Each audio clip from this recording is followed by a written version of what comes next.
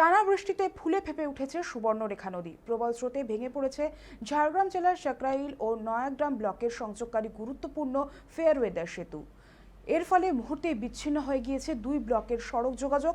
সেতু ভেঙে পড়ায় চরম ভোগান্তির মুখে পড়েছেন এলাকার বহু মানুষ। এ বিষয়ে সরাসরি জানবো, আমাদের সঙ্গে রয়েছেন আমাদের প্রতিনিধি সৌভিক সান্যাল। সৌভিক, ঠিক কি অবস্থা? যোগাযোগকারী সড়কই, সেতুই তো ভেঙে পড়েছে, কিভাবে দিন কাটাচ্ছেন সাধারণ মানুষ? একেবারে দেখো পিতা, তোমায় জানিয়ে রাখি সুবর্ণরেখা জলের তলে কিন্তু ভাসলা ফেয়ার ওয়েদার সেতু বিচ্ছিন্ন ঝাড়গ্রামের সাকরাইল ও নয়াগ্রাম।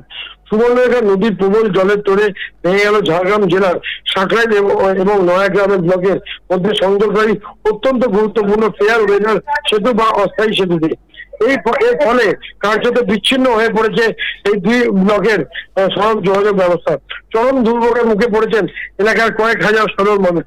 নয়াগ্রাম ব্লকের বাসিন্দার কাছে এই সেতুতে আক্ষরিক অর্থই ছিল এলাকার লাইফ লাইন।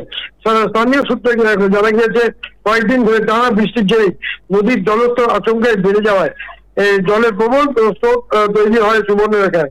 জলের সেই বিপুল চাপ সহ্য করতে না পেরে ভেঙে যায় সেতুটি।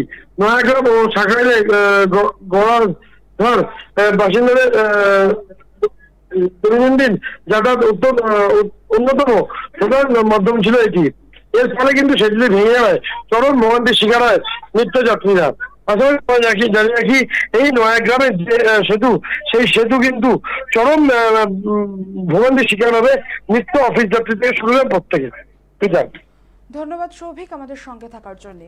স্কুল কলেজের পড়ুয়া, রোগী, দিনমজুর ও ব্যবসায়ীদের দৈনন্দিন যাতায়াতের পক্ষে অনিশ্চয়তা তৈরি হয়েছে। স্থানীয়দের অভিযোগ, প্রতি বর্ষাতেই একই পরিস্থিতির পুনরাবৃত্তি হলেও এখনও তৈরি হয়নি স্থায়ী কংক্রিটের সেতু। প্রশাসনের তরফে আপাতত নৌকা চলাচলের ব্যবস্থা করা হয়েছে, তবে এই সমস্যার স্থায়ী সমাধানের দাবিতে সরব স্থানীয় বাসিন্দারা।